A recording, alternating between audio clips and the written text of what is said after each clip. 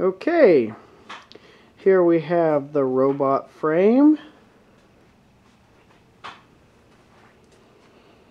As you can see, we're using traction wheels, four-wheel drive with a high-centered middle wheel, which will act as a tensioner for the belts, timing belts. Our lovely gold frame. Here's the other side, matching as you can see. Here is the vertical lift. So a ball will come in here. The balls are over here.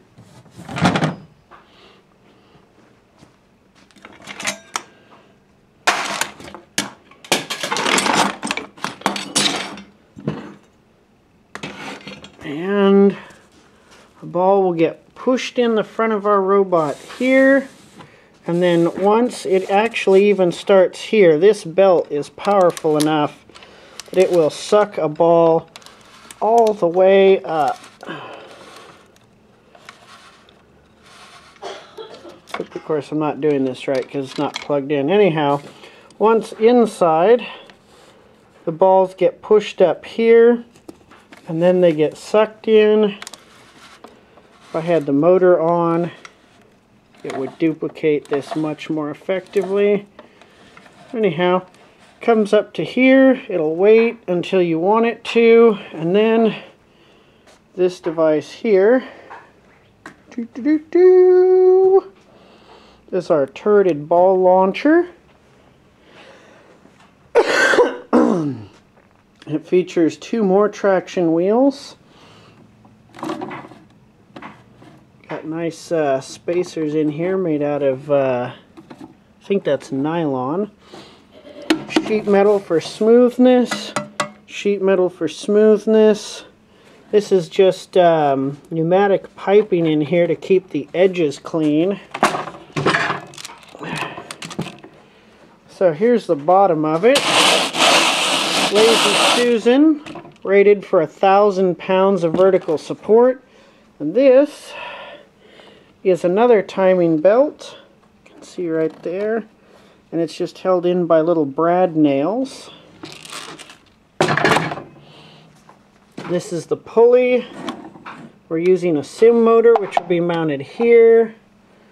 I don't know where the sim motor's gone. Let's just for kicks set this up and see how it looks.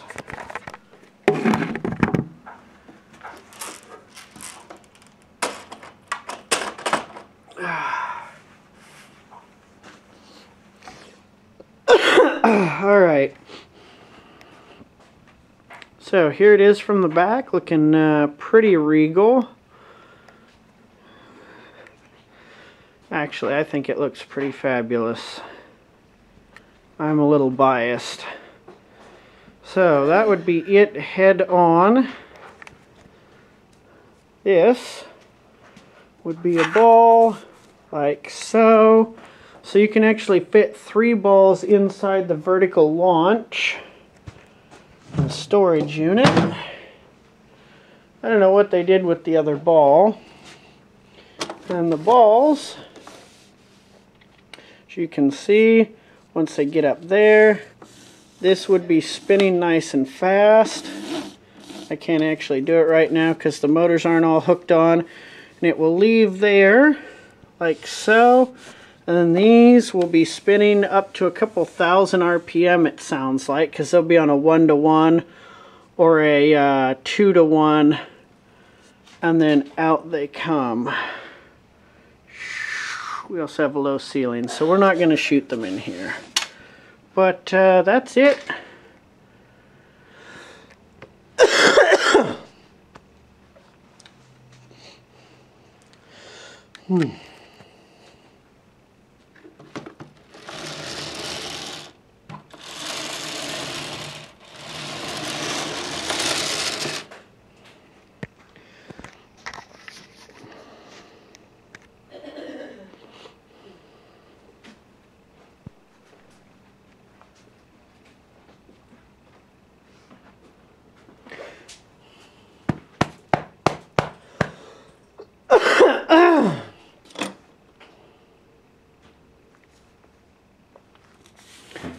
Okay, so second parts of useful information. Here is the robot.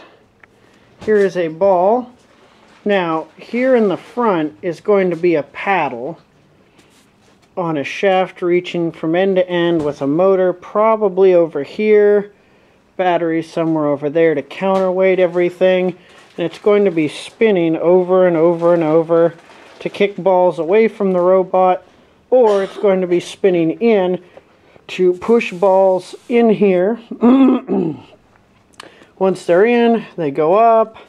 Once they're up, I hate having to do this by hand.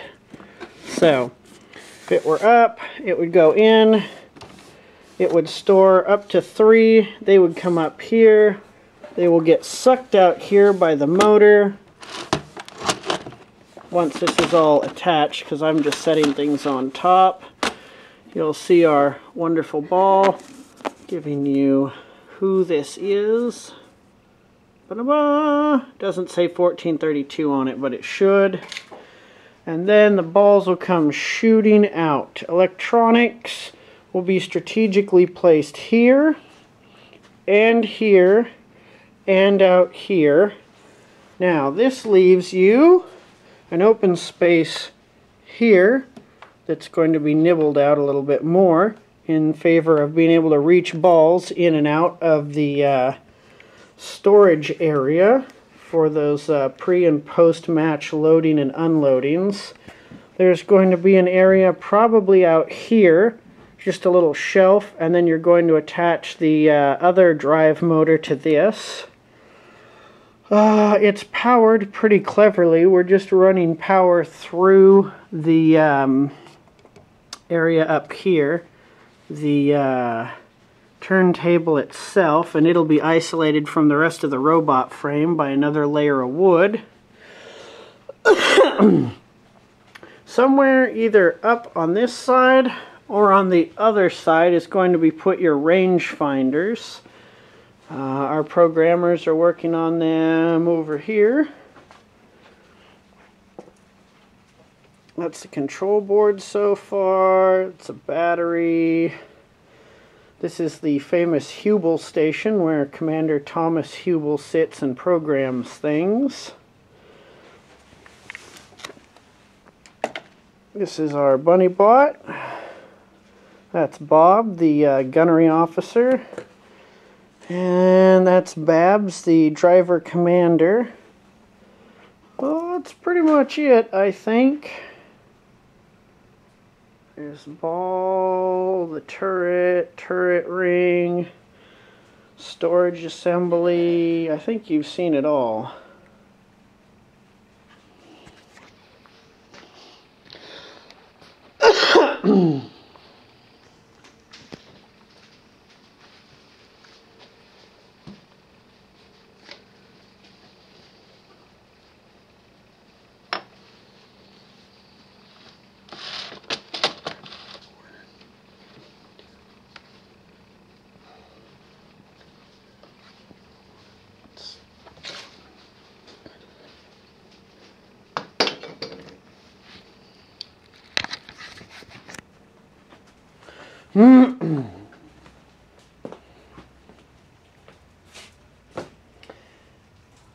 Alright, that in there is Robot 5, which uses Mecanum wheels. 4-wheel drive system with 4 independently powered wheels by their own transmissions. This is the measuring box. This box represents the exact dimensions that a robot can fit in for the competition, and since we're not testing our robot for size yet, we're using it as storage. This is where all good bumpers go to retire. Some of them have nifty little names like where they belong on the robot. Some of them have nifty covers. Some of them do not. This is our drill press. Came from Dad's garage. It's very old, pretty beat up. This is our grinder. This is another saw of Dad's from the garage. We've been killing blades with it, cutting metal. This is our beautiful gold paint. Very nice. This is a great wood cutting saw we got. Been making extensive use of it. And some of the kids' favorites. Compound miter saw with very nice teeth. We use it for cutting metal lately. This is an old robot frame, what's left of it. And this is where old robots go to die, unfortunately. That may also be the case. This is a piece of Robot 2, arguably one of our most awesome robots ever created in 2005. See, there's the sticker for it right there. Yep. These are pieces of robot frame from last year. That was Robot 7. Dad, would you come open the rice for me? Yep. Those are some more pieces of it. Those are some more pieces of it. There are pieces of older robots in here if you look. Some of you may recall this piece of frame we got for several years. End caps. We make extensive use. Oh yeah, look at that. And reuse of our robot materials. This is the battery station. This is where all the old, probably can't be used anymore batteries live for practicing and diagnostics. This is where we store nice things. This is honeycombed fiberglass and cardboard and plastic. This tiny material is, I don't know, less than an inch wide and about 8 or 9 inches end to end, and probably about 4 feet from top to bottom. And you couldn't bend this if you wanted to. I mean, you'd have to shatter this stuff. This is old pieces of blimp, I kid you not, that we got from a kid who was on the team. There's some honeycombed aluminum. We don't know what we're going to do with it, but someday it'll go into the robot and it will be pure magic. This is the, I will unfold for you later, this is the list of sign language to use at competition to explain to people on the field what you see going on and what's wrong with the robot. Carefully and cunningly designed by our Quaker team member who has gone on to be an engineering student in Corvallis. This is the cabinet of electronics. All kinds of random things there. This is our mini mill on loan to us by a very kind individual. This is also his mini lathe that we're borrowing. They're kind of sad because they're very, very small and frequently used to their maximums. This is my brother's little drill press we're borrowing. Hand drill, little saw. Those are the Boeing bits. I don't know if you know this, but if you're a first team, you can get bits from Boeing. They're amazing. They're wonderful. And when they're dead, you put them in a little can like this where somebody has been doing stuff on the lathe again, and then you take them back to Boeing when they're no longer good, and they will send you other bits. It is magic. I mean,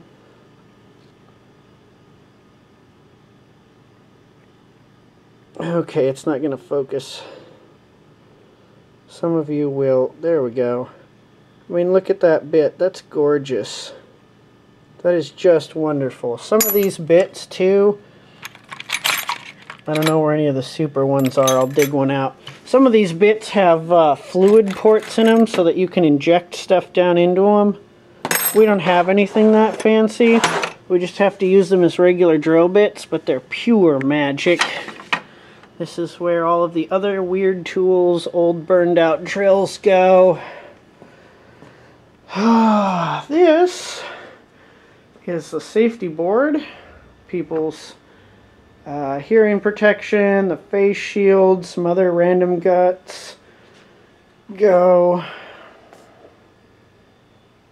A lot of it's still on the table because we were using it earlier. This is one of the other tool boards. That's the Platt electric box. It's also very, very nice and has wheels. We got it from Platt, as I recall, last year. It's amazing. All the tools you probably already know about. This thing is a sock horse, some sort of distant and bizarre relative of the sock monkey. It was here in the basement when we first arrived, and no one's gotten rid of it since. Can't really explain that part. This is our toolbox. This is the rolling toolbox. Doesn't really go anywhere because it's too big. This is the Platt first aid kit. This is also really nice. If you were at the regional last year, you almost certainly got one. What else? Computer for doing stuff on. Computer and camera. My new book. This is my mom. Don't. She loves being recorded. She's doing stuff for the team, probably reading emails about grants. She also makes the tasty food because kids get hungry. And if you didn't feed them, they would go home, and that would be sad. This is one of our beaver mascots. Buster. That one's Buster. I don't know where Buster came from Stephanie. Buster's counterpart went to, but he's somewhere. They're both on the bunny bot. Oh. Anywho, so this is the robot dungeon at present. It's pretty packed. The kids haven't gotten out of school yet, which is why it's so quiet. That's the freezer. We keep food for robot children in there. They have a prodigious need for food. This is our tiny kitchen. It is, as advertised, exceptionally tiny. This is our stove. Mom's making something tasty for dinner. Hi, Dad. Hello. Chase. Hey, you know those people in Portland that pretend they're zombie catchers? Yes. Yeah, they're in their car. Zombie mobile. Isn't that? Really? Yeah. They have like a big fist. Where are they? A big 5 next to the store next to there. Yeah, I don't want to walk all the way over Yeah. there. It looks really cool. It's Volkswagen with a red fist painted on the side. Alright, we'll be back with Chase later so that he can tell us about his robot.